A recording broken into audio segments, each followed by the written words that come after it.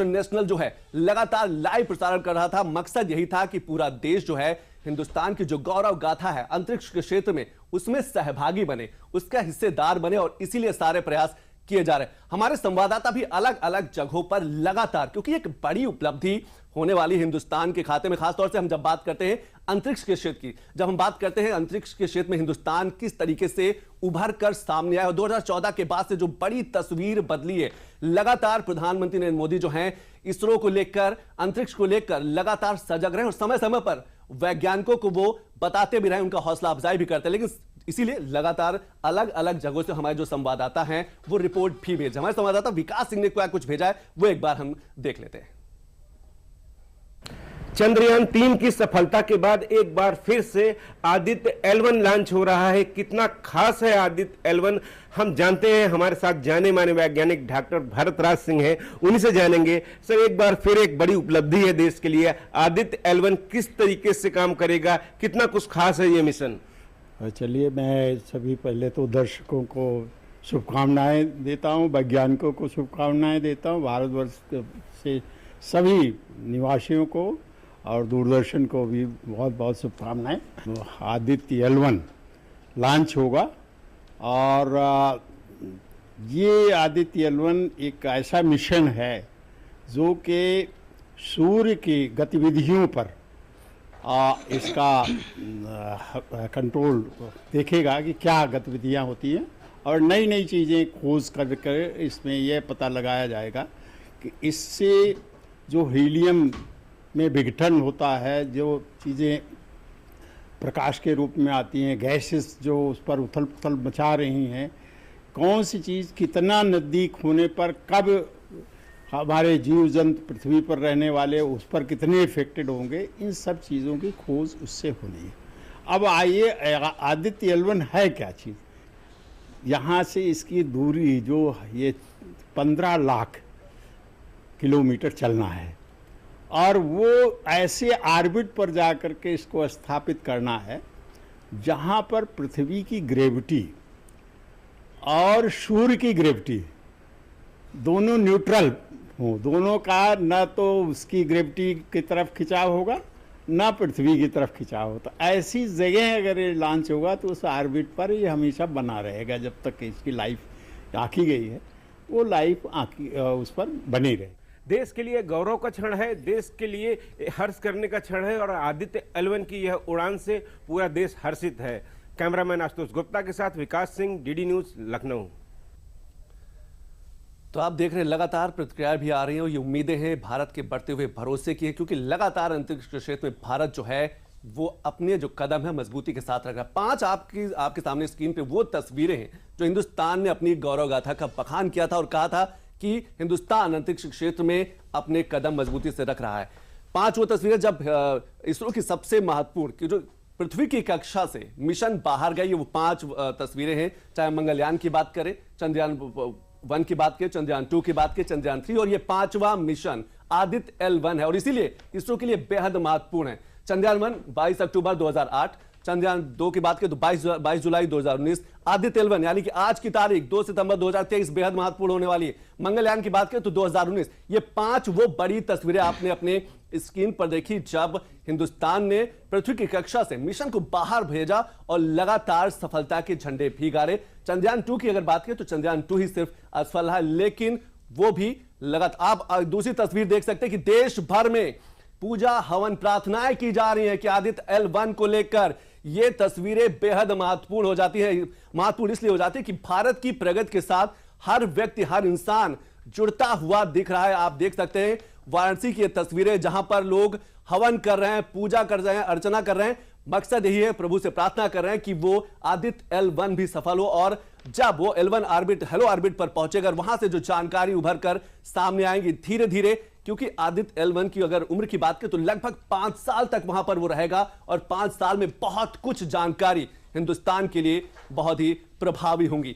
सूरज तक भारत के सफर की बात करें, मिशन का नाम आदित्य L1 यानी कि लगातार, और आदित्य इसलिए नाम रखा गया कि सूर्य भगवान के 12 नाम हैं, उन 12 नामों में से एक नाम आदित्य भी है।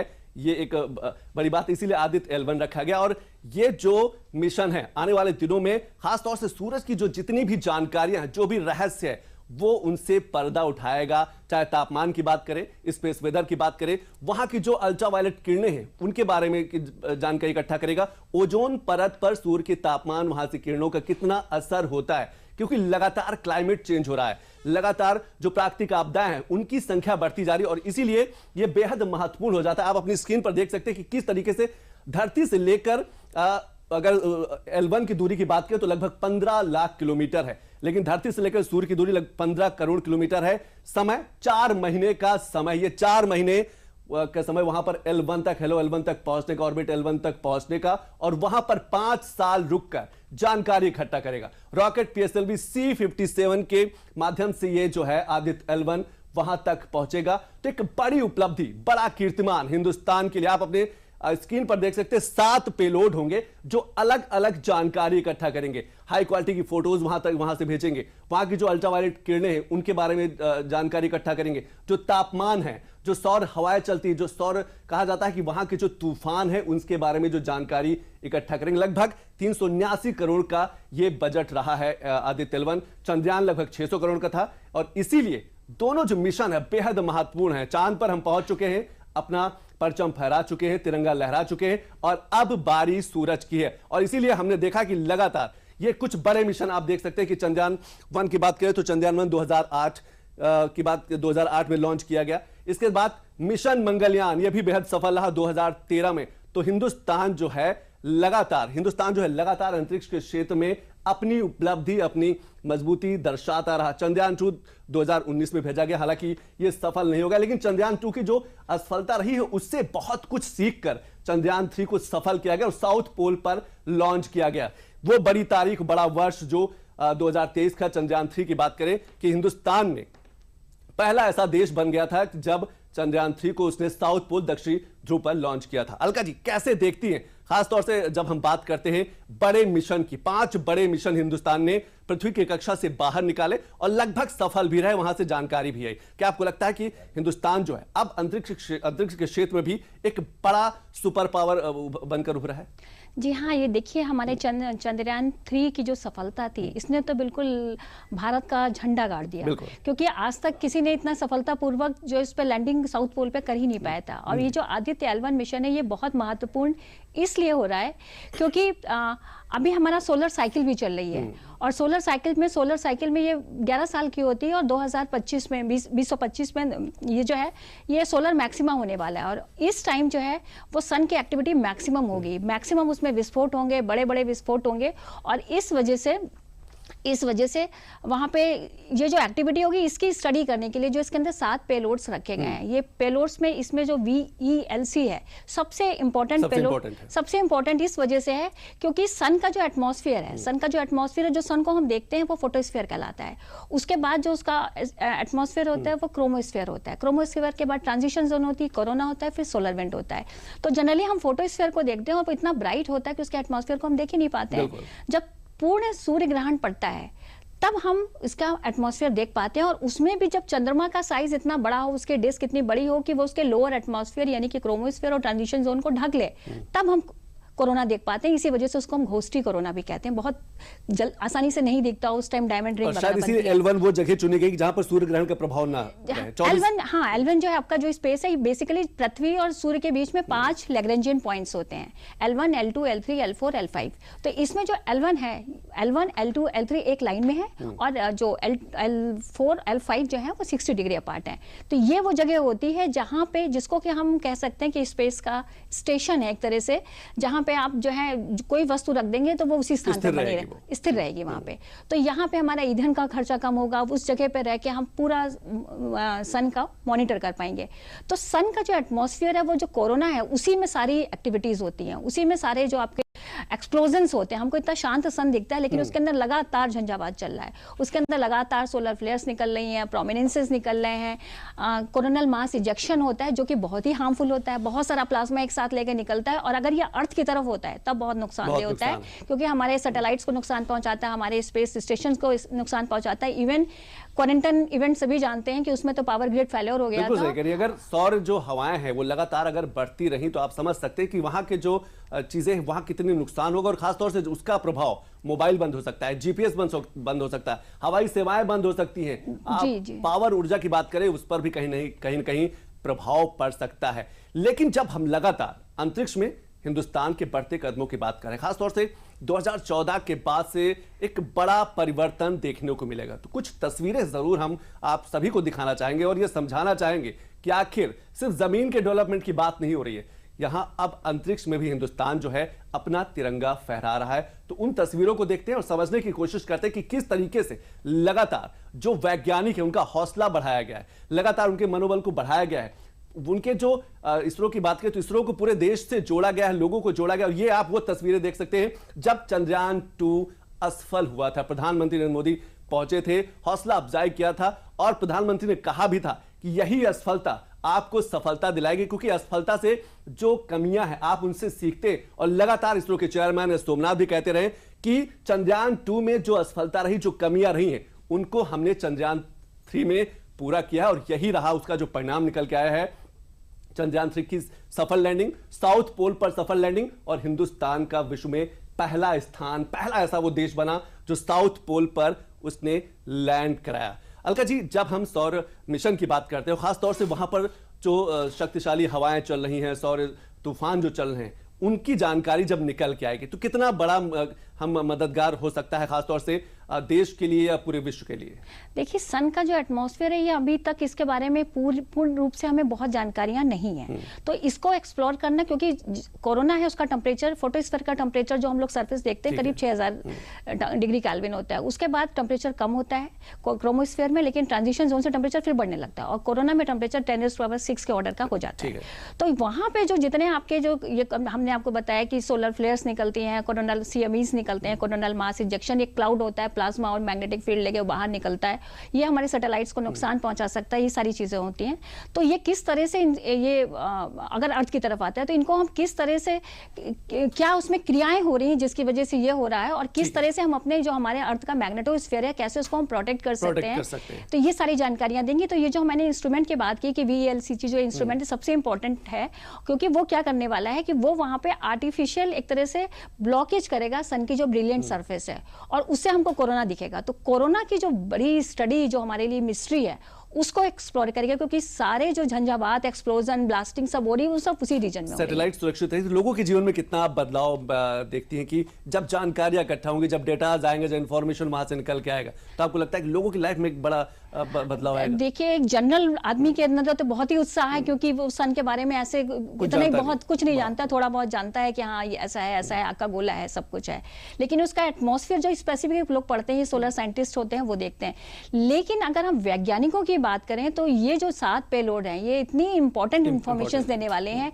सॉफ्ट एक्सरे में स्टडी करेंगे, हार्ड एक्सरे में स्टडी करेंगे, इनके फोटोग्राफ्स होंगे, सन की जो फ्लेयर्स निकलते हैं इसका मैग्नेटोस्फीयर के ऊपर क्या इफेक्ट पड़ेगा, किस तरह से ये हमारा कोरोना के ऊपर की स्टडी करेंगे, जो कि मिस्ट्री है। स्पिक्यूल्स होते हैं, सोलर सरफेस पे बहुत से सन स्पॉट्स होते हैं, और चांस की बात है कि 2025 में मैक्सिमा हो रहा है, तो हमको जितने सन स्पॉट्स मैक्सिमम होंगे तो मैक्सिमम सन की एक्टिविटी, मतलब सन की एक्टिविटी पीक पे होगी। 11 साढ़े 11 साल की साइकिल होती है, उसमें मैक्स पीक जो है 2025 में हमको मिलेगी, तो उसमें मैक्सिमम जितने डिस्टर्बेंसेस सन की सरफेस पे होने होंगे वो हमको मिलेंगे, तो हमको मैक्सिमम इंफॉर्मेशन, हमको डाटा मिलेंगे। तो साइंटिफिक कम्युनिटी में तो बेहद उत्साह है बिल्कुल इस मिशन को लेकर, बिल्कुल बेहद उत्साह। और सिर्फ वैज्ञानिकों में नहीं, खासतौर से बात की जाए हिंदुस्तान में, हिंदुस्तान से बाहर भी सबकी जो नजरें हैं अब वो इसरो पर हैं, और घड़ी की सुई जैसे जैसे बढ़ती जा रही है, 11:50 का वो बड़ा समय होगा। आप अपनी स्क्रीन पर एक बार फिर देख सकते हैं कि सूरज गर्मी को अगर हम समझने की कोशिश करें तो फोटोस्फीयर, आप लगातार ये जो परत है, लगातार जो 6 परत होती है सूरज के आसपास, क्रोमोस्फीयर 4 से 6000 डिग्री सेल्सियस, आप समझ सकते हैं कितना उसका तापमान है, कितना वो गर्म है। कोरोना 10 से 20 लाख डिग्री सेल्सियस। तो अब इसीलिए सूर्य पर पहुंचना, वहां से जानकारी इकट्ठा करना कितना कहा जा सकता है कि बहुत बड़ी चुनौती है। कोर की बात करें तो तापमान लगभग 1.5 करोड़ डिग्री सेल्सियस, उम्मीद और कल्पना से बहुत दूर इसकी गर्मी, और शायद इसीलिए लगातार जो देश हैं वहां पर सूरज से जानकारी एकत्रित करने के लिए लालायित रहे और अलग अलग मिशन भी भेजते रहे। हिंदुस्तान चौथा बड़ा देश बनने वाला है। तो सूरज की गर्मी को जानिए। सूरज के कुल 6 जोन, 6 बड़ी परतें हैं। कन्वेक्शन जोन जो 20 लाख डिग्री सेल्सियस है, तो ये वो गर्मी है, और यहां से जो सौर हवाएं निकलती है, जो सौर शक्तिशाली तूफान निकलते हैं, जो लपटें निकलती हैं, इनकी ही जानकारी जो है सबसे बेहद महत्वपूर्ण होगी, क्योंकि उनका प्रभाव पृथ्वी पर भी पड़ता है, ओजोन परत पर पड़ता है, स्पेस वेदर परिवर्तन होता है, और उसका असर जो हम मौसम में परिवर्तन की बात करें, मौसम चक्र में बदलाव की बात करते हैं, तो ये जो अंतरिक्ष में जो घटनाएं घटती हैं उसका असर कहीं ना कहीं पृथ्वी पर भी देखने को मिलता है। तो आप अपनी स्क्रीन पर देख सकते हैं कि किस तरीके से वहां का जो तापमान है, वहां की जो गर्मी है, वो यही सबसे बड़ी चुनौती रही, और इसीलिए वैज्ञानिकों के मन में सवाल भी रहा था कि आखिर वहां से जानकारी कैसे इकट्ठा की जाए। अलका जी, कुछ कह रहे थे आप? जी हाँ, मैं यही बता रही थी कि ये जो हम स्पेस वेदर को जो हम एक्सप्लोर करने वाले हैं, तो इससे जो है बहुत से डाटा हमारे सामने आने वाले हैं। हम सॉफ्ट एक्सरेज रीजन में भी स्टडी करेंगे। हमारा एक पेलोड है, एक पेलोड हमारा जो है वो हार्ड एक्सरे रीजन में इसको एक्सप्लोर करेगा।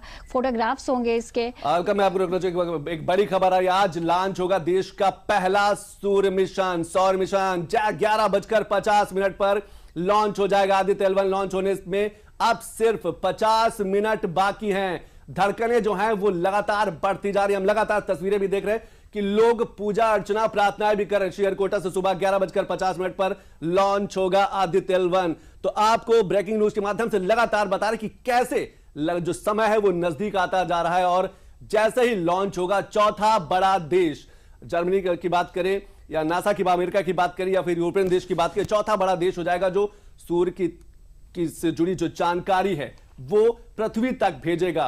और सिर्फ हिंदुस्तान के नहीं, पूरे विश्व की विश्व के लिए वो जानकारी बेहद महत्वपूर्ण हो जाएगी। तो अब से कुछ ही क्षण बाद जो है वो आदित्य L1 जो है सौर मिशन, भारत का पहला सौर मिशन है, वो लॉन्च कर दिया जाएगा, और वहां से एकत्रित हुई जानकारी पूरे मानवीय जगत के लिए, पूरे पृथ्वी के लिए बड़ी मददगार होगी। और इसीलिए लगातार अंतरिक्ष क्षेत्र में हिंदुस्तान अपनी उपलब्धियों की जो फहरिस्त है, जो लिस्ट है, वो मजबूत करता जा रहा है। कुछ दिन पहले, आज से 10 दिन पहले हमने चंद्रयान 3 की सफलता देखी, और आज की तारीख एक बार फिर स्पेस फील्ड में लगातार मजबूती के साथ स्वर्णिम अक्षरों में लिखने के लिए तैयार है। और अंतरिक्ष की अर्थव्यवस्था की बात करें तो हिंदुस्तान की जो अंतरिक्ष की अर्थव्यवस्था है वो $600 अरब के आसपास पहुंच चुकी है। इसीलिए लगातार वहां पर भी असीम संभावनाएं उभर कर सामने है। 2017 में हमने देखा कि वहां पर निजी भागीदारी को भी बढ़ावा दिया गया। एक बार फिर आप अपनी स्क्रीन पर देख सकते हैं कि जो 7 पेलोड हैं वो किस तरीके से काम करेंगे। VLC पेलोड सूर्य की HD तस्वीर लेगा, तो कुल 7 पेलोड है जो लगातार ये सारी जानकारी 5 साल तक सारी जानकारी देंगे। SUIT सूर्य की अल्ट्रावायलेट तस्वीरों को कैद करेगा। हाई डेफिनेशन की जो फोटोज हैं वो यहां पर भेजेगा, और लगातार वो जानकारी काम आएंगी। कुल 7 पेलोड। एस्पेक्ट्स की बात करें तो 2 पेलोड एक साथ मिलकर काम करेंगे, तापमान की जानकारी देंगे, और जो वहां पर शक्तिशाली सौर हवाएं चल रही हैं उनकी जानकारी देंगे। सूर्य की हवाओं के प्रोटॉन्स और अल्फा पार्टिकल का भी अध्ययन करेंगे। और ये जो आदित्य L1 है, 5 साल तक वहीं L1 वहां जो पॉइंट है वहां पर रहेगा। पापा सूर्य की गर्म हवाओं में मौजूद इलेक्ट्रॉन्स और भारी आयन का रिसर्च करेगा, क्योंकि वहां पर जो गर्म हवाएं हैं वो किस तरीके से प्रभावी हो सकती है, किस तरह से पृथ्वी को प्रभावित करती है, ओजोन परत को प्रभावित करती है, वेदर को प्रभावित करती है, उसकी जानकारी देगा। सोलेक्स सूर्य के एक्सरे और उसकी जानकारी एकत्रित करेगा। सौर लहरों की हाई एनर्जी एक्सरे का अध्ययन करेगा। तो लगातार वो तस्वीरें आप देख सकते हैं कि ये जो 7 पेलोड है बेहद महत्वपूर्ण है, और यही 7 पेलोड आदित्य L1 में हैं, और वहां पर जब पहुंचेंगे वहां से एक एक परत दर परत सूरज की जानकारी, सूरज की गर्मी की जानकारी वो दिखाते रहेंगे। तो इसीलिए आज का दिन बेहद महत्वपूर्ण हो जाता है।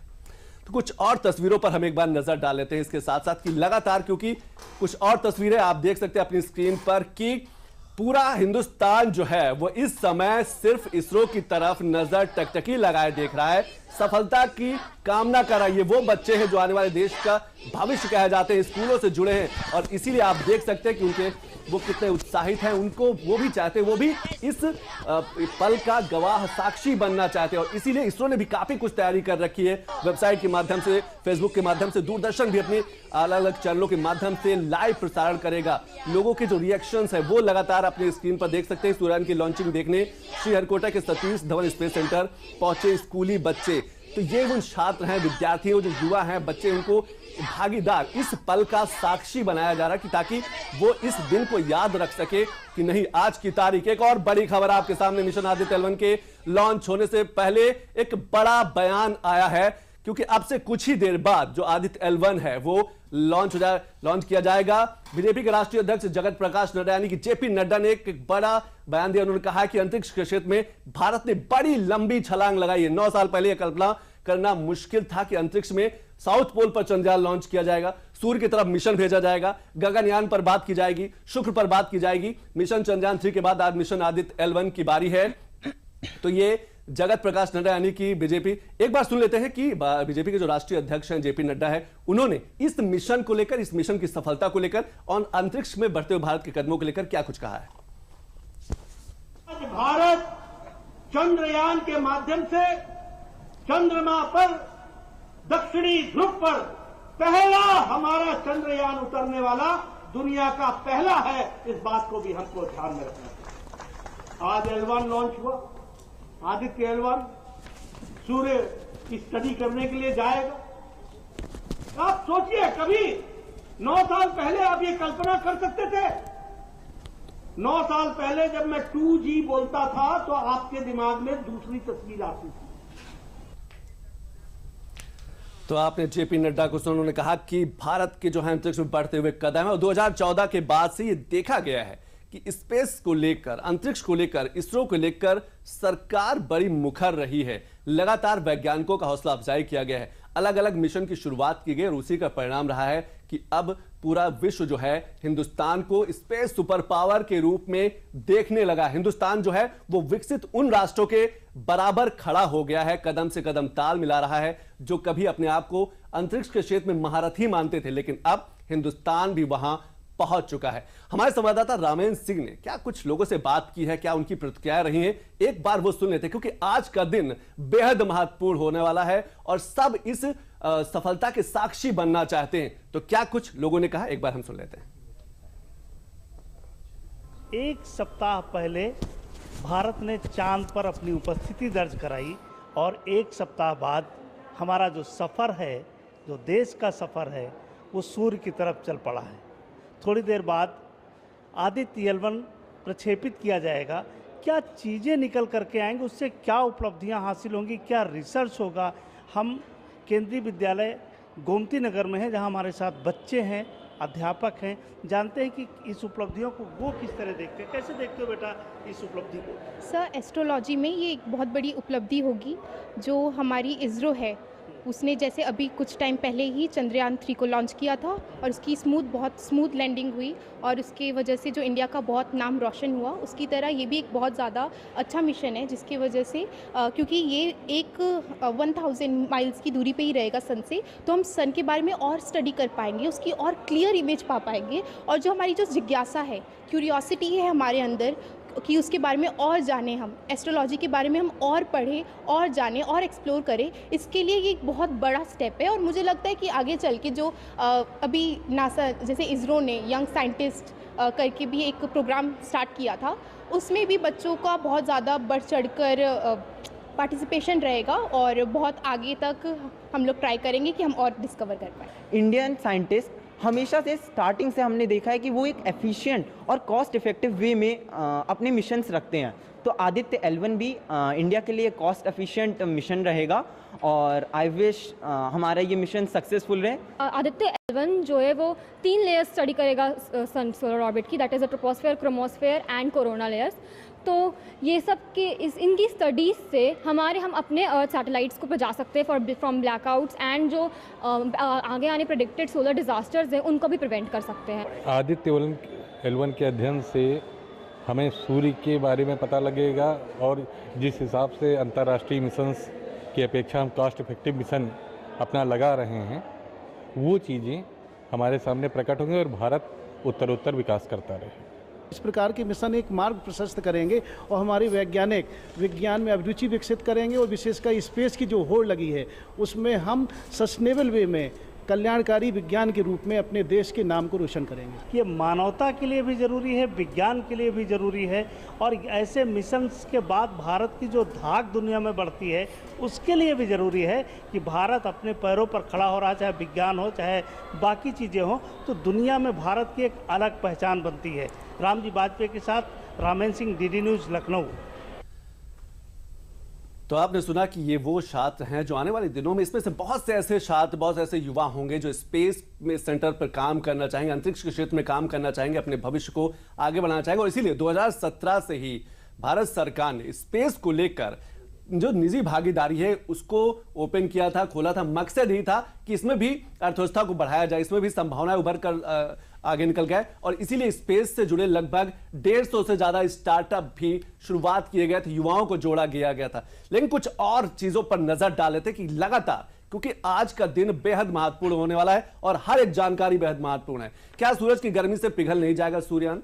सूरज से 14 करोड़ 85 लाख किलोमीटर दूर रहेगा आदित्य L1। 15 लाख का सफर तय करेगा जमीन से, लेकिन सूरज से दूरी की बात करें तो वहां से 14 करोड़ 85 लाख किलोमीटर नीचे रहेगा। आदित्य L1 सूरज से सुरक्षित दूरी पर है। गर्मी तो होगी लेकिन सूर्ययान जो है वो खराब नहीं होगा।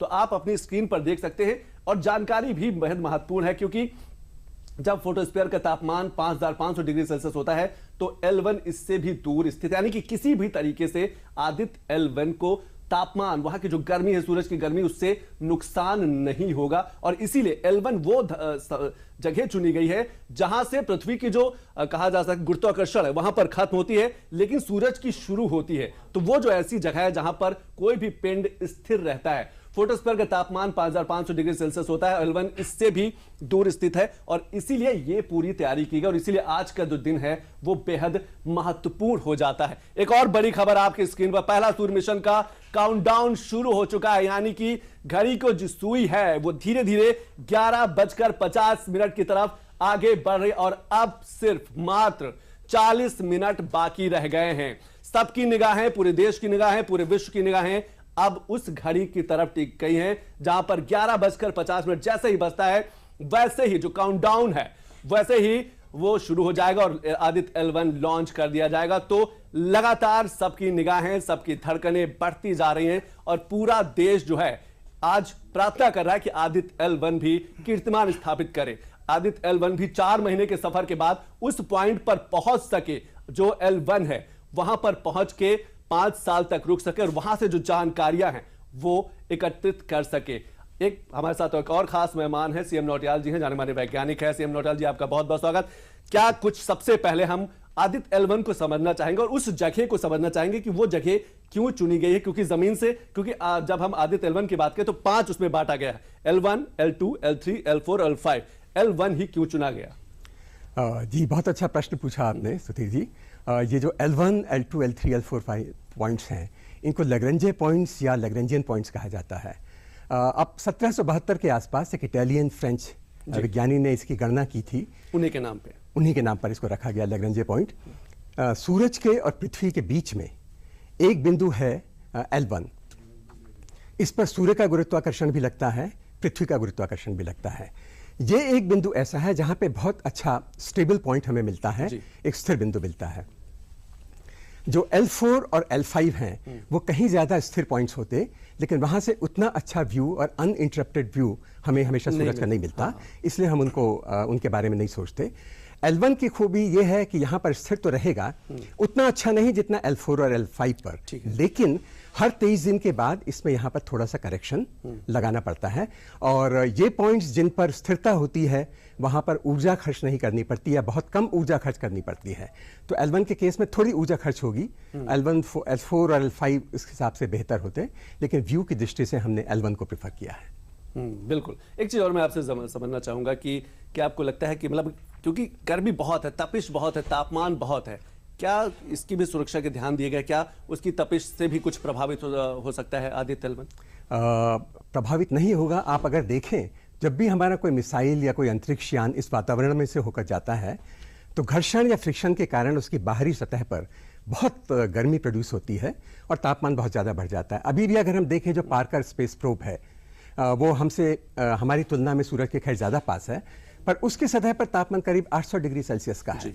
तो ये जो इंस्ट्रूमेंट्स बनाए जाते हैं, ये जो स्पेस क्राफ्ट्स बनाए जाते हैं, उनमें जिन एलॉयज़ का, जिन मटेरियल्स का उपयोग किया जाता है, उनकी टेस्टिंग होती है कि जो तापमान संभावित है उन जगहों पर, वहाँ पर वो जो है बहुत अच्छी तरह से उसको सस्टेन कर सके, उनका कोई नुकसान ना हो। बिल्कुल नुकसान हो, इसीलिए वो डिजाइन ऐसा किया गया है कि जो तपिश है, जो गर्मी है, उससे नुकसान न हो। लेकिन हमारी संवाददाता दुर्गा शर्मा ने भी एक वैज्ञानिक से बात की, वो क्या कुछ बता रहे हैं, क्योंकि आज का दिन जो बेहद महत्वपूर्ण और हर व्यक्ति जानना चाहता है सूरज के बारे में और इस PSLV C57 के बारे में, और इसरो ने क्या कुछ तैयारी की है, कैसे तैयारी की है, कैसे डिजाइन किया है, हर कोई जानना चाहता है। एक बार सुन लेते हैं।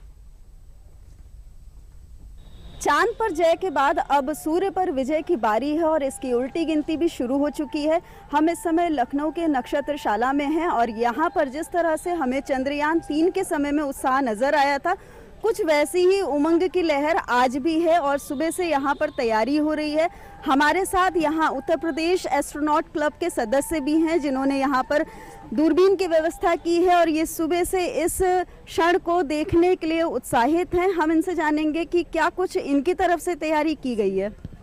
मैम, जैसा हम लोग जानते हैं आज आदित्य L1 लॉन्च होने वाला है, तो सूर्य की स्टडी के लिए हमने यहाँ टेलीस्कोप लगाया है। इसकी मदद से हम सूर्य में उठने वाले स्पॉट को, सोलर फ्लेयर्स को देख सकते हैं और जो भी देखने आएगा वो अपनी आंखों से, क्योंकि सन को हम डायरेक्ट नहीं देख सकते, तो हम टेलीस्कोप के थ्रू उसको देख के उसकी प्रॉपर्टीज़ जो भी है उनके बारे में जान सकते हैं। पहले चंद्रयान 3 और अब आदित्य L1, क्या कहेंगे? देखिए, चंद्रयान 3 एक कामयाब मिशन रहा है चंद्रयान 3 में, और चंद्रयान 2 में भी था, जिससे कि हमने सीखते हुए आगे बढ़ा। और ये जो आदित्य 1 मिशन है, ये जो हम सूरज की जो सोलार वेव है उनको अध्ययन करने के लिए, उसके मैग्नेटिक फील्ड से क्या असर आता है पृथ्वी में, उसको देखने के लिए, और नॉर्थ पोल और साउथ पोल में जो पृथ्वी में अरोरा देखते हैं उनके ऊपर क्या असर आता है, और जो पृथ्वी के एटमॉस्फेयर है क्या चीज़ उससे असर होगा, इसको अध्ययन करने के लिए हम जो लॉरेंज 1 पोजीशन है उस पर आदित्य 1 को हम स्थापित करने के लिए आज प्रक्षेपण करने वाले हैं पूरे इंडिया से। भारत अंतरिक्ष की दुनिया में अगवा नजर आ रहा है। जी बिल्कुल, जैसे आज देखा जाए तो एशिया में पहला देश इंडिया बन जाएगा। यहाँ तक कि ब्रिक्स कंट्रीज में भी इंडिया इकलौता देश होगा जिसने सन को स्टडी करने के लिए कोई मिशन भेजा है। अब तक सिर्फ नासा ने मिशन भेजा है और यूरोपियन स्पेस एजेंसी ने मिशन भेजा। चाइना और रशिया जैसी बड़ी स्पेस पावर इकोनॉमीज़ ने भी अब तक सन को स्टडी करने के लिए कोई मिशन नहीं भेजा है। तो ये जो हमारा मिशन है ये काफ़ी हेल्पफुल रहेगा कि हम सन की स्टडी कर सकें, सन पे कैसा एटमॉस्फेयर है, सन पे जैसे भी मेरे साथी ने बताया कि जो सोलर फ्लेयर्स हैं वो आती हैं जो कि अर्थ के एटमॉस्फेयर को इफेक्ट करती हैं। साथ ही मैं आपको बताऊं तो 1989 में एक ब्लैकआउट इवेंट आया था जिसकी वजह से उस एरिया की जो पूरी पावर ग्रिड थी वो फेल हो गई थी। जब हमने अध्ययन किया तो हमें पता चला ये सन की वजह से हुआ है। तो अगर सन को एक सेटेलाइट हमारी हमेशा ऑब्जर्व करेगी तो हमें पता रहेगा कि कब ऐसी चीज़ आ रही हैं, तो जो हम अपनी सेटेलाइट है, पावर ग्रिड है, उन सबको सेफ मोड में डाल सकते हैं। तो ये काफ़ी महत्वपूर्ण मिशन है। अपने वैज्ञानिकों को शुभकामनाएं देने के लिए एक स्वर में आप लोग क्या कहेंगे? जय हिंद। जय हिंद। जय हिंद का नारा है और यहाँ पर एस्ट्रोनॉट क्लब के सदस्य उत्साहित हैं और अपने देश के वैज्ञानिकों को शुभकामनाएं प्रेषित कर रहे हैं। लखनऊ में कैमरा पर्सन विवेक कश्यप के साथ दुर्गा शर्मा, DD न्यूज़ लखनऊ। तो लगातार शुभकामनाएं आ रही हैं, लगातार प्रार्थनाएं की जा रही हैं कि आदित्य L1 जैसे ही 11:50 पर लॉन्च होगा वो सफल हो और वैसे ही सफलता के बाद हिंदुस्तान जो है चौथा बड़ा देश बन जाएगा।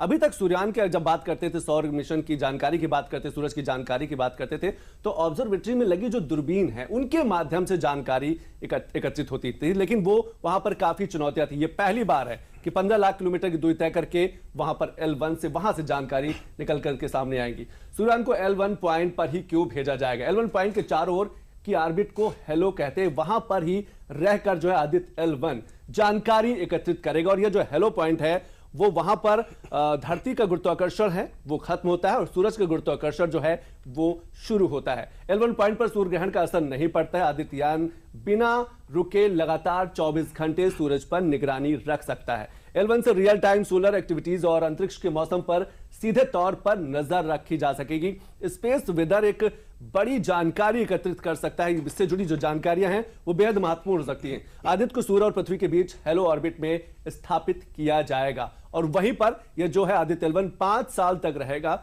और 5 साल तक लगातार जानकारी एकत्रित करता रहेगा। नौटियाल जी, कैसे देखते हैं कि जब हम स्पेस वेदर की बात करते हैं, जब मौसम में बड़े बदलाव की, खासतौर से वहां चलने वाली सौर हवाएं हैं, जो शक्तिशाली तूफान है, उनसे जुड़ी जो जानकारी निकल के आएगी, क्या उसका भी प्रभाव पृथ्वी पर पड़ेगा? जो भी सूरज पर होता है उसका प्रभाव पृथ्वी पर पड़ता है। और अगर सूरज को देवता माना गया है तो उसके बहुत सारे कारण हैं। पृथ्वी पर अगर फसल पकती है वो सूरज के कारण, अगर यहाँ का पानी भाप बनकर ऊपर जाता है, उससे बादल बनते हैं, वर्षा होती है, वो सूरज के कारण। लेकिन आज के समय में जब हम सैटेलाइट्स भेजते हैं, आज के समय में जब हमारा रेडियो कम्युनिकेशन है, ये सब के सब सूर्य पर होने वाली एक्टिविटीज से प्रभावित होते हैं। खास तौर पर जो 11 साल का हमारा सौर चक्र है या सोलर साइकिल है, उसमें जब 5-6 साल के आसपास पीक पर एक्टिविटी पहुँचती है तो हमेशा ये डर रहता है कि हमारा कम्युनिकेशन ब्रेक डाउन हो सकता है, टूट सकता है।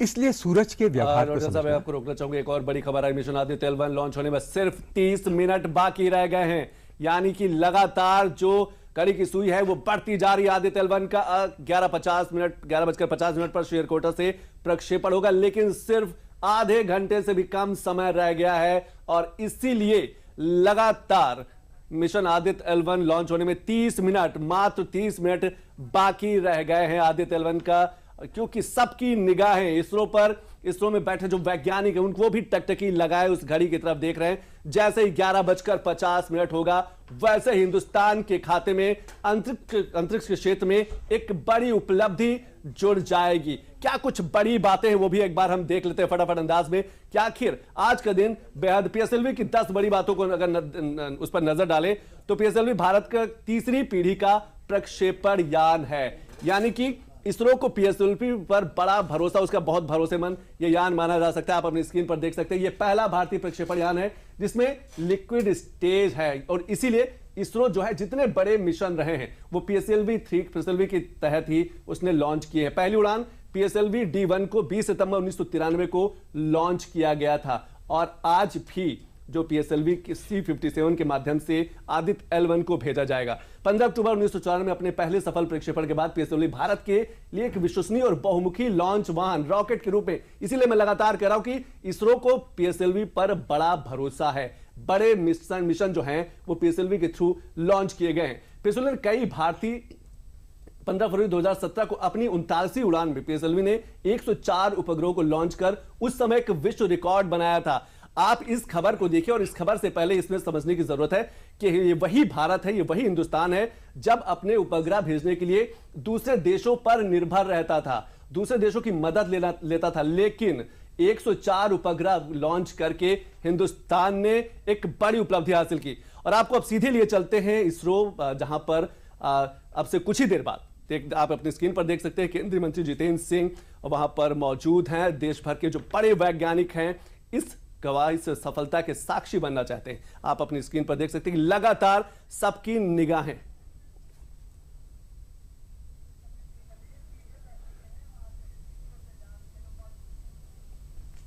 और आप सीधे इसरो की तस्वीरें देख सकते हैं कि अब से बस कुछ ही देर बाद जो है आदित्य L1 लॉन्च हो जाएगा और हिंदुस्तान जो है विश्व का चौथा बड़ा देश बन जाएगा, पहला एशियाई देश बन जाएगा। चीन जैसे जो सुपर पावर माने जाते हैं स्पेस में वो भी पीछे रह जाएंगे। तो ये आप समझ सकते हैं कि हिंदुस्तान की उपलब्धि है। ये जो चेहरे हैं आप देख सकते हैं कि इनकी अथक मेहनत, लगातार प्रयास जो है वो आपको साफ नजर आएगी और उसी का परिणाम है कि आज की तारीख बेहद महत्वपूर्ण हो जाएगी। ये वो कुछ वीडियोस भी आप अपनी स्क्रीन पे देख सकते हैं कि कैसे इसरो ने क्या कुछ तैयारी की थी, एक एक कड़ी जुड़ती गई और आज वो तारीख, वो पल, वो क्षण पहुंचने के कगार पर है जब हिंदुस्तान जो है अंतरिक्ष के क्षेत्र में एक नया अध्याय लिखेगा और उस अध्याय में हिंदुस्तान का जो नाम है वो स्वर्णिम अक्षरों से लिखा जाएगा। चांद पर हमने फतह हासिल की है, अब सूरज की बारी है और इसीलिए पूरे देश। और इस समय की एक और बड़ी खबर आ रही है, सतीश धवन अंतरिक्ष केंद्र श्रीहरिकोटा की ताजा तस्वीरें आपके सामने हैं। अब से कुछ ही देर बाद जो है 11:50 पर जो है आदित्य L1 लॉन्च कर दिया जाएगा। ये कुछ ताजा तस्वीरें आप देख रहे थे कि वहां के जो वैज्ञानिक हैं जिन्होंने अथक मेहनत की है वो इंतजार कर रहे हैं, पल पल इंतजार कर रहे हैं और सबकी नजर अपने मॉनिटर पर है।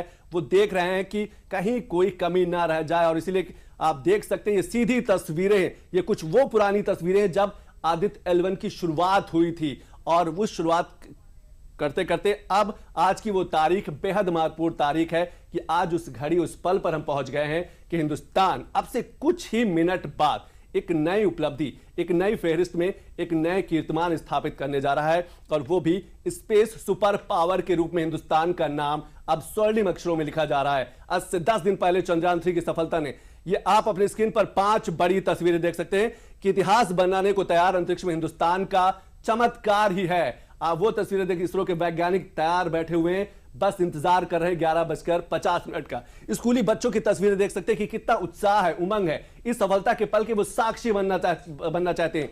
पूरे देश को इंतजार है सफल लॉन्चिंग के लिए। हवन, पूजन, अर्चन, प्रार्थनाएं चल रही है पूरे देश भर में, और बीच की जो तस्वीर है वो आदित्य L1 वही है। अब से कुछ ही देर बाद कहा जा सकता है कि आधे घंटे से भी कम का समय बचा है जब हिंदुस्तान जो है अपने अंतरिक्ष क्षेत्र में अपने कदम को मजबूत करेगा। और एक बार फिर इसरो आपको लिए चलते सीधे इस पे इसरो लिए चलते जहां पर अब से कुछ ही देर बाद इस आदित्य L1 को लॉन्च किया जाएगा। आप देख सकते हैं वो डॉक्यूमेंट्री है, वो तस्वीरें जो इनके अथक परिश्रम, अथक परिणाम का नतीजा है। और आज हम उस जगह, उस तारीख पर पहुंच गए हैं, उस पल पर पहुंचने वाले हैं। ये वही तस्वीरें आपको दर्शाती हैं कि किस तरीके से तैयारी की गई आदित्य L1 की। सैकड़ों हजारों वैज्ञानिकों ने इसको तैयार किया, और सबसे खास बात स्वदेशी है, यानी कि इसमें किसी भी देश की मदद नहीं ली गई है। तो आप समझ सकते हैं कि अंतरिक्ष क्षेत्र में, स्पेस में भी भारत कितना आत्मनिर्भर बनता जा रहा है। पहले हमने देखा कि 104 उपग्रह लॉन्च करके भारत ने रिकॉर्ड बनाया था। ये वही भारत, जैसे हम लगातार कह रहे हैं कि पहले दूसरे देशों पर निर्भर रहता। तो ये वो सीधी तस्वीरें आप अपने स्क्रीन पर देख सकते हैं कि अब से कुछ ही पल बाद, कुछ ही देर बाद अंतरिक्ष के क्षेत्र में आप इस सोमनाथ को देख सकते हैं कि इसरो के जो चेयरमैन हैं, जिन्होंने चंद्रयान 3 को सफलतापूर्वक साउथ पोल पर लॉन्च किया था। प्रधानमंत्री नरेंद्र मोदी ने फोन पर बात की थी, उस समय विदेश में थे पीएम मोदी, और वहां पर पहुंचे, उन्होंने बधाई दी, शुभकामनाएं दी। लगातार आप देख रहे हैं सीधी तस्वीरें इसरो से आ रही, बस कुछ पल, कुछ क्षणों का इंतजार। सीएम नौटियाल जी कैसे देखते जब हम स्पेस वेदर की बात करते हैं और जो जानकारी निकल के आएगी, आपको लगता है कि मौसम में एक बड़ा परिवर्तन आएगा? मौसम से जुड़ी जो समस्याएं होती है, जो कम जानकारी रहती है, वो जो जानकारी मिलेंगी, तो स्पेस वेदर और खास तौर से पृथ्वी के मौसम में भी एक बड़ा चीजें, जानकारी निकल के सामने आएंगी। सूरज का सीधा प्रभाव हमारी पृथ्वी पर पड़ता है। हम सब जानते हैं, चाहे बारिश हो, चाहे हवाओं का चलना हो, चाहे तापमान हो, इनका सीधा संबंध सूरज से है। तो सूरज हमारा दोस्त भी है, सूरज हमारा थोड़ा सा दुश्मन भी है। तो इसीलिए अपने दोस्त के भी और दुश्मन के व्यवहार को समझना बहुत ज़रूरी है। हम जानना चाहते हैं कि सूरज से जो विकिरण निकलता है, जो रेडिएशन निकलता है, चाहे वो सॉफ्ट एक्सरेज हो, चाहे वो हार्ड एक्सरेज हो, यानी ज़्यादा एनर्जी की एक्सरेज हो, उससे जो अल्ट्रावायलेट रेडिएशन निकलता है, उसके बारे में भी हम जानना चाहते हैं, क्योंकि वो हमारी ओजोन की लेयर को प्रभावित करता है। इसके अलावा जो उसकी सोलर विंड है, जो सौर पवन है, जो उसका सबसे बाहरी आवरण है, उसका लगातार एक्सपेंशन हो रहा है।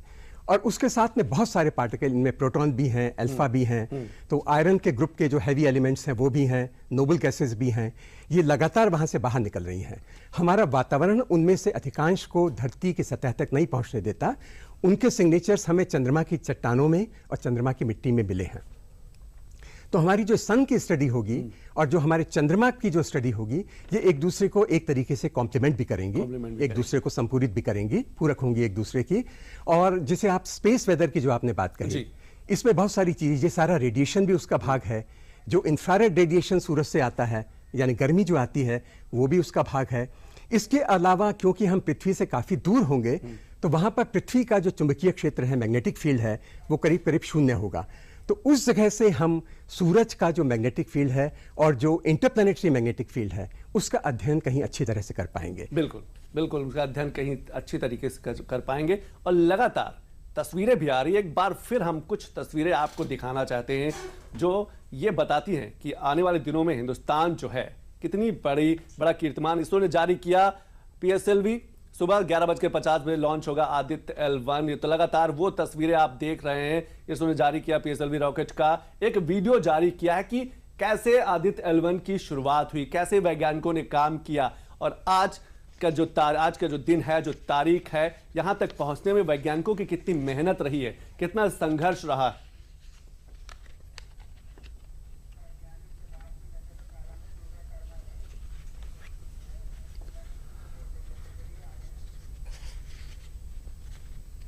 तो चलिए अपने संवाददाता दुर्गा शर्मा की एक रिपोर्ट देख लेते हैं। उन्होंने नक्षत्रशाला में एक वैज्ञानिक से उन्होंने बात की, क्या कुछ उन्होंने कहा एक बार हम सुन लेते हैं। चंद्रयान 3 की सफल लैंडिंग के बाद अब भारत ने सूर्य की तरफ उड़ान भरी है और अब से कुछ ही घंटों बाद आदित्य L1 की लॉन्चिंग होगी। इस पर अधिक बातचीत के लिए हमारे साथ नक्षत्रशाला लखनऊ के वैज्ञानिक डॉक्टर सुमित श्रीवास्तव जी हैं। सुमित जी, हम सबसे पहले आपसे ये जानना चाहेंगे कि आदित्य मतलब सूर्य, L1 के क्या आशय हैं, थोड़ा सा आप इसका सरलीकरण करते हुए समझा सकें कुछ। L1 का मतलब लैग्रेंजियन पॉइंट होता है। ये धरती और सूर्य के बीच में वो स्थान होता है जहाँ पे धरती और सूर्य के बीच का गुरुत्वाकर्षण बैलेंस हो जाता है और ये नल पॉइंट कहलाता है। और यहाँ पे कोई भी चीज़ होगी तो वो ना ही धरती की तरफ गिरेगी और ना ही सूरज की तरफ गिरेगी और वो लगातार एक स्पेस में वो ऑर्बिट करती रहेगी। तो इस तरीके से 5 लैग्रेंजियन पॉइंट्स होते हैं और ये लैग्रेंजियन पॉइंट 1 पे जा रहे हैं, इसलिए इसको L1 नाम दिया गया। अच्छा सुमित जी, आज ये इसकी यात्रा शुरू होगी, तो आदित्य L1 की जो जर्नी है और इससे क्या लाभ होंगे, थोड़ा सा उसके बारे में आपसे समझना चाहेंगे। 11:50 पे आदित्य L1 का लॉन्च है और इससे पहले सोहो, नासा का पार्कर प्रोब भी गए हुए हैं, लेकिन L1 लैग्रेंजियन पॉइंट 1 यानी 15 लाख किलोमीटर दूर अब तक किसी ने भी अपना जो सोलर यान है वो नहीं भेजा है। तो भारत इस क्षेत्र में प्रथम है और इस कहते हैं जो सन की स्टडी है उसके लिए ये महत्वपूर्ण है। हम सन को डिटेक्ट कर पाएंगे या फिर कोई भी ऐसा फिनोमेना जिसकी वजह से धरती को नुकसान पहुंच सकता है उसको हम पहले से ही प्रिडिक्ट कर पाएंगे। पहले चंद्रयान और अब आदित्य L1, भारत अंतरिक्ष की दुनिया में सिरमौर बनने की तरफ बढ़ रहा है, क्या कहेंगे इस पर? चंद्रयान के तुरंत बाद आदित्य L1 और उसके बाद में अभी कई स्पेस मिशंस और आने हैं और ये सारे स्पेस मिशंस जो हैं वो हमारे जो मानव को लेके जाने वाले यान से, जैसे गगनयान है, तो उस दिशा में हमारे छोटे छोटे स्टेप्स हैं और कुछ समय बाद ये समय भी आएगा जब हमारा मानव सहित जो अंतरिक्ष यान है वो भी स्पेस में सफ़र कर रहा होगा। फिलहाल हमें इंतजार है आदित्य L1 की लॉन्चिंग का और इससे सहायता मिलेगी सूर्य के अध्ययन के लिए। लखनऊ में कैमरा पर्सन विवेक कश्यप के साथ मैं दुर्गा शर्मा, DD न्यूज लखनऊ। तो आपने सुना कि वैज्ञानिक भी लगातार इस सफलता को लेकर उत्साहित हैं। शिव नौटियाल जी, कहा जाता है कि सूर्य इतना बड़ा है कि लगभग 13 लाख प्लैनेट जो हैं उसमें समा सकते हैं। तो अभी बहुत कुछ जानकारी वहां से निकलनी बाकी। अभी तो एक कहा जा सकता है कि शुरुआत हुई है, एक पॉइंट पर पहुंचा है। जी, आपका कहना बिल्कुल सही है। सूरज का में जितना मास है उसकी तुलना में पृथ्वी का मास जो है या दूसरे ग्रहों का मास जो है वो बहुत कम है। उसका रेडियस भी, और हमारे अगर पूरे सौर सिस्टम का जो सबसे डोमिनेटिंग कंपोनेंट है वो सूरज है, आकार के हिसाब से, आयतन के हिसाब से। हाँ, ये ज़रूर है कि उसकी जो डेंसिटी है वो पृथ्वी के जो पदार्थ हैं, पृथ्वी के एवरेज डेंसिटी के करीब 1/4 है, लेकिन उसका आकार इतना बड़ा है कि कुल मिलाकर उसका मास बहुत ज़्यादा है और वो पूरे हमारे, और यही कारण है कि सारे ग्रह इस सूरज के चारों तरफ चक्कर काटते हैं। तो अगर आप सूरज की बात करें तो सूरज का जो हमें रूप दिखाई देता है वो एक्चुअली उसका प्रकाश मंडल या फोटोस्फीयर है, और इनफैक्ट जो क्रोमोस्फीयर है वो उसके बाहर है, लेकिन वो हमें इसलिए नहीं दिखाई देता कि दोनों के तापमान में 1000 डिग्री सेल्सियस का अंतर है। जी, प्रकाश मंडल या फोटोस्फीयर कहीं ज़्यादा ब्राइट है, लेकिन सबसे ज़्यादा टेम्परेचर उसके बाद बाहर आए तो वो उसके करोना का या सोलर किरीट का है, और जो पार्कर प्रोब है उसने ऑलमोस्ट उस किरीट को या उस जो मुकुट कह सकते हैं आप, उसको ऑलमोस्ट छुआ है। ठीक है। और लोगों में अंदर ये भी एक जिज्ञासा है कि आखिर आदित्य L1 जब वहां पहुंचेगा, जो जानकारी निकल करके सामने आएगी उससे लोगों के जीवन में कितना बदलाव आएगा, वेदर को लेकर चाहे हो या फिर रेडियो की फ्रीक्वेंसी को लेकर हो, GPS को लेकर हो, हवाई सेवाओं को, क्या कुछ परिवर्तन आएगा? देखिए, सैटेलाइट्स के आधार पर हम ये सारी जानकारी प्राप्त करते हैं, ये तो सही है। अगर हम सूरज का बिहेवियर ज़्यादा अच्छी तरह से समझेंगे तो हम ज़्यादा बेहतर पोजीशन में होंगे ये प्रेडिक्ट करने की कि सोलर स्टॉर्म कब आएगा, किस समय उसकी वजह से आउटेज हो सकता है पावर का, किस समय उसकी वजह से हमारा रेडियो कम्युनिकेशन डिस्टर्ब हो सकता है। अब जब स्पेसशिप्स बाहर भेजे जाते हैं तो उन पर भी प्रभाव पड़ता है इस रेडिएशन इन्वायरमेंट का। तो इन सब चीज़ों के बारे में हमें ज़्यादा अच्छी जानकारी सूरज के बारे में मिलेगी सूरज के बिहेवियर के बारे में मिलेगी। तो जैसा मैंने कहा कि दोस्त हो या दुश्मन, उसका व्यवहार जानना बहुत जरूरी जो नेचुरल कैलेमिटी है, जो प्राकृतिक आपदाएं, इन पर भी कुछ प्रभाव पड़ सकता है, इनकी जानकारी पहले से मिल सकती है और बेहतर। कहा जाता है कि मौसम का और क्लाइमेट का संबंध सूरज से है। कुछ लोगों ने थ्योरी दी थी कि जो प्रेसिपिटेशन होता है या वर्षा होती है वो कितने आयंस वातावरण में है, इससे भी जुड़ा हुआ है, और सूरज के से जो रेडिएशन निकलता है उसकी वजह से आयोनाइजेशन होता है। लोगों ने इसके बीच में भी संबंध स्थापित करने की कोशिश की थी। बहुत वेल स्टेप्ड नहीं है, लेकिन जब हम पृथ्वी से काफी दूर जाकर। नोटिया साहब, आपको रोकना चाहूंगा, एक और बड़ी खबर है, आदित्य L1 लॉन्च होने में अब सिर्फ 15 मिनट बाकी रह गए हैं, मात्र 15 मिनट बाकी रह गए हैं। 11:50 पर आदित्य L1 जो है वो लॉन्च हो जाएगा। देश के पहले सूर्य मिशन का जो काउंटडाउन है वो तेजी से बढ़ता जा रहा है। सतीश धवन अंतरिक्ष केंद्र श्रीहरिकोटा में लॉन्चिंग की तैयारियां जो है वो पूरी कर ली। हमने कुछ देर पहले तस्वीरें भी दिखाई दी, एक बार फिर हम आपको सीधे ले चलेंगे, वो तस्वीरों को दिखाएंगे। आदित्य L1 लॉन्च होने में अब मात्र 15 मिनट बाकी रह गए हैं, यानी कि 11:50 पर आदित्य L1 भारत का पहला सौर मिशन जो है वो लॉन्च हो जाएगा और भारत चौथा बड़ा देश बन जाएगा। तो आप देख सकते हैं कि लगातार जो है वो समय कम होता जा रहा है, और इसीलिए जो तस्वीरें आप देख रहे हैं कि देश भर से लोग अलग अलग तस्वीरें साझा भी कर रहे हैं, लोग पूजा कर रहे हैं, प्रार्थनाएं कर रहे हैं। मकसद यही है कि आदित्य L1 सफल हो और अंतरिक्ष के क्षेत्र में हिंदुस्तान का जो नाम है वो मजबूती के साथ दर्ज हो। आप कुछ ग्राफिक्स एक बार देख सकते हैं कि सूर्यवन को L1 पॉइंट पर ही क्यों भेजा जाएगा। तो आप देख सकते हैं कि लगातार आदित्य को सूर्य और पृथ्वी के बीच हेलो ऑर्बिट में स्थापित किया जाएगा, और वहीं से लगातार जो है हेलो ऑर्बिट में स्थापित होकर वो आदित्य L1 जानकारी भेजेगा। पाइन के चारों ओर ऑर्बिट को कहते हैं। और एक बार आपको सीधे एक बार इसरो फील्ड लिए चलते हैं, जहां की तस्वीरें बेहद महत्वपूर्ण, और इन्हीं तस्वीरों का इंतजार पूरा देश, पूरी दुनिया कर रही थी। वो तस्वीरें आप अपनी स्क्रीन पर सीधे देख सकते हैं कि कुछ ही पल बाद, कुछ ही क्षण बाद आदित्य L1 लॉन्च हो जाएगा। लोगों का इंतजार, ये भारी हुजूम देख सकते हैं कि कितनी भीड़ है, कितने लोग इंतजार कर रहे हैं इस पल के साक्षी बनने के लिए। ये सीधी तस्वीरें आप इसरो से देख सकते हैं, जहां पर अंदर हमने देखा कि केंद्रीय मंत्री जितेंद्र सिंह मौजूद है, और बाहर की जो तस्वीर है वो भी हमने देखा कि हजारों की संख्या में लोग मौजूद हैं, क्योंकि वो सब इस पल को अपनी आंखों में, अपने मोबाइल पर कैप्चर करना चाहते हैं। और इसीलिए इसरो ने भी काफी कुछ तैयारी कर रखी है, लगातार लोगों को इससे जोड़ने की, सही से शामिल होने की, ताकि हर व्यक्ति, हर इंसान हिंदुस्तान की सफलता पर गर्व कर सके, वो याद करके बता सके कि आज की जो तारीख है वो हिंदुस्तान के लिए कितनी महत्वपूर्ण होने वाली है। चांद पर हमने फतह हासिल की और अब सूरज की बारी है। तो ये तस्वीरें और ये वो चेहरे हैं जिन्होंने वर्षों मेहनत की है, इनके संघर्ष का परिणाम है। ये वो वैज्ञानिक हैं जिनकी बदौलत आज हम ये कह पा रहे हैं कि हम सूरज की तरफ हमारे कदम बढ़ रहे हैं, बढ़ने वाले हैं, और कुछ ही पल बाकी रह गए हैं। हमारे साथ एक खास मेहमान भी जुड़े हैं। सर, सबसे पहले एक चीज़ और मैं आपसे समझना चाहूँगा, क्योंकि लगातार हम वहाँ से आने वाली जानकारियों की बात कर रहे हैं। वो जानकारी जब हम, क्योंकि मौसम को लेकर लगातार जो मौसम से जुड़ी जो जानकारियाँ निकल कर सामने आएंगी, क्या आपको लगता है जो प्राकृतिक आपदाएं हैं, नेचुरल कैलामिटी हैं, उस पर भी कहीं ना कहीं प्रभाव पड़ेगा? जी हाँ, पहली बात तो हमारे जो चंद्रयान 3 का जो सफल अभियान हुआ जी, उसके बाद ये सूर्य के अभियान में थोड़ा सा अंतर है। आप समझिए कि सूर्य एक तारा है और पृथ्वी उसके चारों तरफ चलने वाला एक ग्रह है।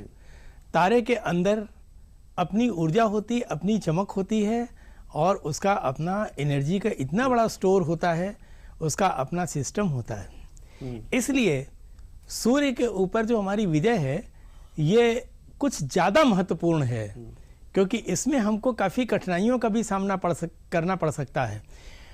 उसका टेम्परेचर बदलता भी है, उसके केंद्र में उसका बहुत ज़्यादा टेम्परेचर, फिर आगे उसके टेम्परेचर में इतना गैप पड़ जाता है कि हम लोग जब किसी चीज़ का ऑब्जर्वेशन करते हैं तो बजाय चमक के हमको काली रेखाएं मिलती हैं, जिनको फ्राउनहोफर रेखाएं हम कहते हैं। उन फ्राउनहोफर रेखाओं के कभी कभी पैटर्न बदलते हैं, जिससे हम बैठे बैठे स्वयं अपने ऑब्जर्वेशन के ऊपर अंदाज लगा पाते हैं कि सूर्य के अंदर क्या क्या परिवर्तन आ रहे होंगे। निस्संदेह सूर्य के इस परिवर्तन से धरती को तो प्रभावित होना ही होना है। यहाँ तक होना है कि हमारे सारे मौसम के साथ, ये तो आप जानते हैं कि धरती के घूमने और चलने कारण दिन रात और यहाँ तक कि पूरा वर्ष उस सबकी काउंटिंग सभी कुछ तो सूर्य के ऊपर निर्भर है।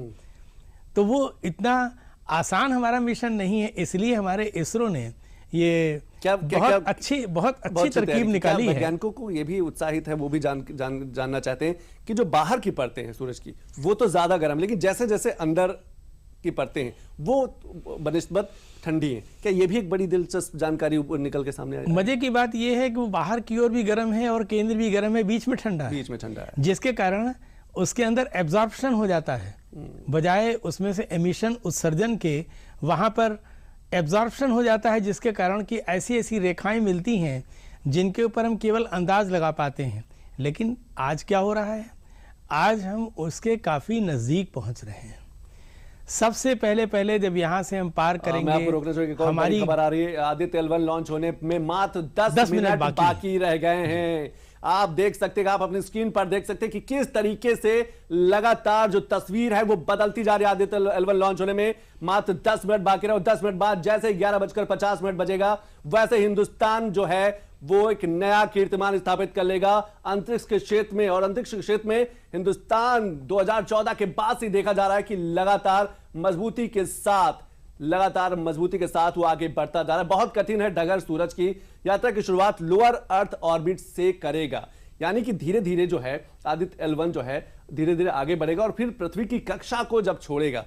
यात्रा की शुरुआत आप देख सकते हैं कि किस तरीके से जो आदित्य L1 है वो बढ़ेगा। 3 या 4 ऑर्बिट के चक्कर लगाने के बाद धरती के गुरुत्वाकर्षण से क्षेत्र से बाहर हो जाएगा, जो मैग्नेटिक पावर है उससे बाहर हो जाएगा। और ये 5वां बड़ा मिशन होगा इसरो का जो धरती की कक्षा से बाहर जा रहा है। हमने मंगलयान देखा, चंद्रयान 1, 2 और 3 देखा, और ये जो है आदित्य L1। इसके बाद क्रूज फेज आएगा जो लंबा चलेगा, जहां पर वो उसके सर्किल में राउंड करेगा। तो आप देख सकते हैं, अपनी स्क्रीन पर समझने की कोशिश कर सकते हैं। और ये सीधी तस्वीरें आप इसरो की देख रहे हैं, जहां पर सबको बस इंतजार है 11:50 का। 10 मिनट से भी कम समय रह गया है। और सिर्फ इसरो नहीं, इसरो के अंदर बैठे जो सैकड़ों वैज्ञानिक है, इसके बाहर इसरो के आसपास जो हैं, आपने अभी तस्वीरें देखी थी कि वहां पर भी लोग एकत्रित हैं। हर कोई इस सफलता का साक्षी बनना चाहता है। इस हिंदुस्तान के इतिहास का जो स्वर्णिम अध्याय लिखने वाला है अब से कुछ मिनट बाद, उसका भी वो भागीदार, उसका सहभागी बनना चाहता है। और इसीलिए प्रयास भी किए गए हैं कि पूरे देश को इस सफलता से जोड़ा जा सके, क्योंकि यह बताया जा सके कि हिंदुस्तान के जो वैज्ञानिक हैं वो लगातार कितनी मेहनत कर रहे हैं, और उनकी बनस्बत, उनकी मेहनत की बदौलत ही हिंदुस्तान जो है अंतरिक्ष के क्षेत्र में भी अपना तिरंगा फहरा रहा है। हमने चंद्रयान 3 की सफल लैंडिंग देखी साउथ पोल पर, दक्षिण ध्रुव पर पहुंचते हिंदुस्तान जो है विश्व का पहला देश बन गया। और अब एक बार फिर आज 10वां दिन है, 10वां दिन फिर ही हिंदुस्तान जो है चमत्कार के लिए तैयार है। और लगातार सबकी निगाहें जो हैं अपनी घड़ी की सुई पर टिकी हुई हैं। ये वो तस्वीरें, वो चेहरे हैं जो आप देख सकते हैं, जिनकी अथक मेहनत रही है आदित्य L1 को सफल करने में। और सौर मिशन, यानी कि हिंदुस्तान का पहला सौर मिशन है, और इसलिए सबसे ज्यादा उत्सुकता, क्योंकि अभी तक जो भी जानकारी सूर्य की होती थी वो ऑब्जर्वेटरी में मौजूद जो दूरबीन है उनके माध्यम से जानकारी एकत्रित की जाती थी। लेकिन अब आदित्य L1 जमीन से 15 लाख किलोमीटर जो L1 जो बिंदु है वहां पर रहेगा, और वहां से चक्कर लगाकर जानकारी एकत्रित करेगा। 5 साल तक ये जानकारी एकत्रित करता रहेगा। सर, कैसे देखते हैं, क्योंकि आपको लगता है कि चंद्रयान 3 की सफलता ने हिंदुस्तान को एक नया कीर्तिमान, नई जगह पहुंचा दिया है, खासतौर से जब हम स्पेस सुपर पावर की बात करते हैं? निस्संदेह। एक तो हमने चंद्रयान में भी, चंद्रयान 3 जहां पर उतरा वो साउथ पोल। सर, एक बार और रोकना चाहूंगा, आदित्य L1 लॉन्च होने में मात्र 7 मिनट बाकी रह गए हैं। आप देख सकते हैं कि किस तरीके से लगातार लोगों की धड़कनें बढ़ती जा रही हैं। सिर्फ 7 मिनट बाकी रह गए हैं। 11:50 की जैसे ही जो घड़ी की सुई है, घड़ी का जो कांटा है वहां पर पहुंचेगा, वैसे हिंदुस्तान जो है अपने आप में अंतरिक्ष के क्षेत्र में एक नया कीर्तिमान, एक नई उपलब्धि के साथ, एक नए स्वर्णिम अध्याय के साथ अपना नाम जो है वो तिरंगा फहराएगा आदित्य L1 के माध्यम से। सिर्फ 7 मिनट बाकी रह गए। जी सर। देखिए कितनी तो अभी इसको दूरी चलनी पड़ेगी। इस पूरी दूरी में इसको 125 दिन लगेंगे। बिल्कुल। 125 दिन के बाद ये उस ऑर्बिट के, यानी उस परिधि के ऐसे बिंदु पर पहुंचेगा जहां पर कि सूर्य और धरती दोनों के गुरुत्वाकर्षण का निम्नतम प्रभाव है, जहां पर उसे अपनी स्वतंत्रता मिलेगी और वो सूर्य से प्राप्त होने वाली सूचनाएं भी इकट्ठा कर पाएगा। दूसरी बात यह कि सूर्य का तापमान बहुत ज्यादा है और उस तापमान के हिसाब से इस हमारे स्पेस क्राफ्ट को ऐसे बिंदु पर रखा जाएगा कि वहां पर उस तापमान के होते हुए भी सूचनाओं पर किसी प्रकार का कोई भी प्रतिकूल प्रभाव ना पड़े। ये अपने में एक बहुत बड़ी उपलब्धि है। आपने देखा कि चंद्रयान 3 की उपलब्धि के बाद वहां से जो जो सूचनाएं मिल रही हैं वो इतनी चमत्कारिक हैं कि जिनकी हमने कभी कल्पना भी नहीं की थी। वो अकल्पनीय है और हमने भी कभी नहीं सोचा था। इसी प्रकार हम इस बात के लिए श्योर हैं कि हमारे देश ने एक ऐसा काम किया है कि सूर्य के बारे में भी बहुत सारी रहस्यमय बातें जो हम बैठ करके सोचते हैं, वैज्ञानिक होते हुए भी हम सोचते हैं, वो वहां पर सुलझ जाएंगे। ये एक चीज और मैं आपसे जरूर समझना चाहूंगा कि आपने वो भी तस्वीर देखी होगी जब साइकिल पे ले जाकर उसकी शुरुआत